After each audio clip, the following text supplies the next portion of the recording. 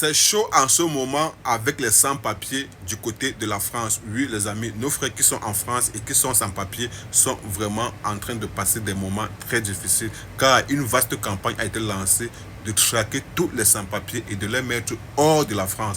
Les amis, on écoute la vidéo et après on revient. Alerte d'urgence à tous les étrangers sans-papiers vivant en France.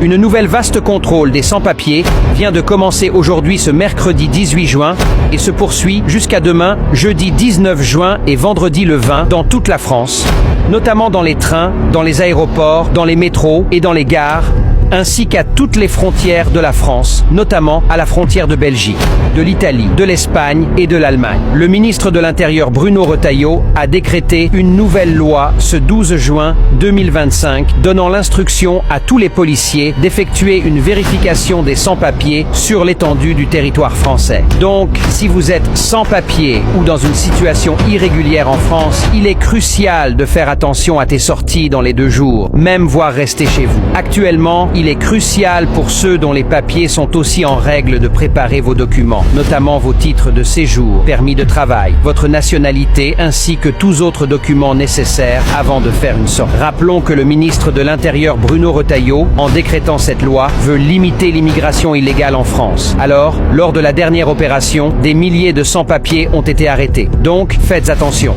On va mobiliser 4000 gendarmes pour interpeller des clandestins. Il faut savoir que depuis le début de l'année, nous en avons interpellé 47 000.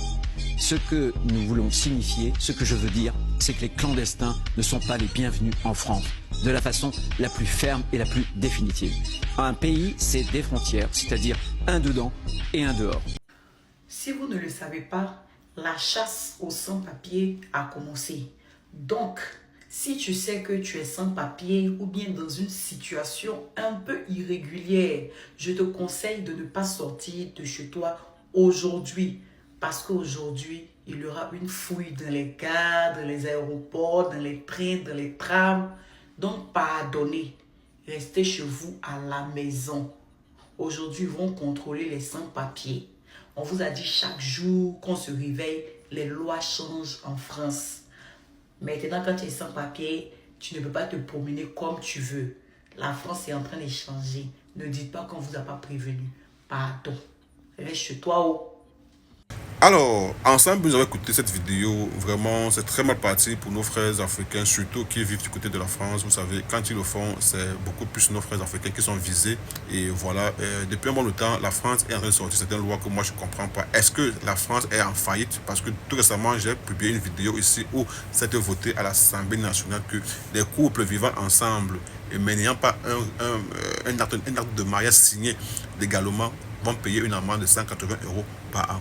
Voilà aussi, bon, en tout cas, en ce moment, il y a des lois qui sont en train de se mettre sur pied du côté de la France depuis un bon bout de temps.